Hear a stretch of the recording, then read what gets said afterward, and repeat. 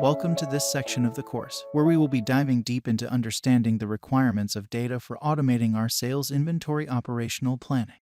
To get started, we need to gather 5 sets of data. The first one is the Open Sales Order Report. The second one is the Open Inventory Report, which is the inventory on hand in our industry. The third one is the Open Purchase Order Report to our vendors. The fourth one is the Bill of Materials for all our in-house production parts. And the fifth one is the lead time data for all our in-house production parts and our external procurement parts from our vendors. You can download our example templates in our resource downloading section. Now, let's take a closer look at our sales order data set. Here you can see this is our raw data of our open sales order.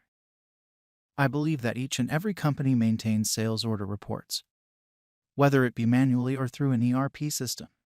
If you are using an ERP system, you will need to align your sales order report based on this template. In our column A, we have the sales order number. B column is the sales order line.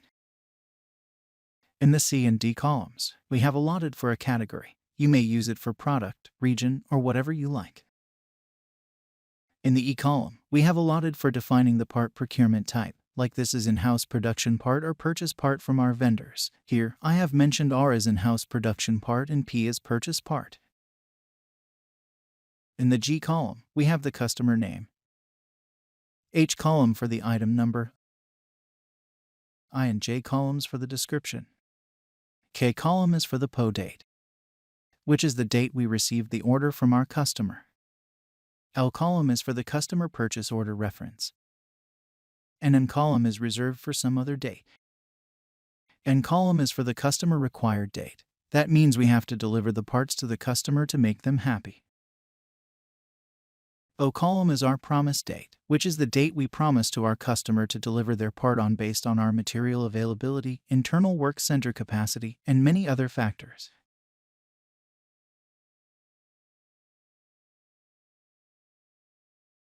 P column is the unit of measurement of our products.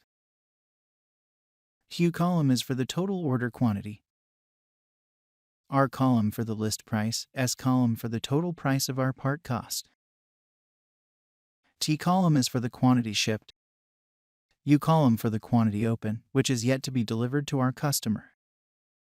V column is for the open quantity value. And finally, W column is for our currency. In our next lesson, we will be looking into the open inventory and open purchase order data set. See you there.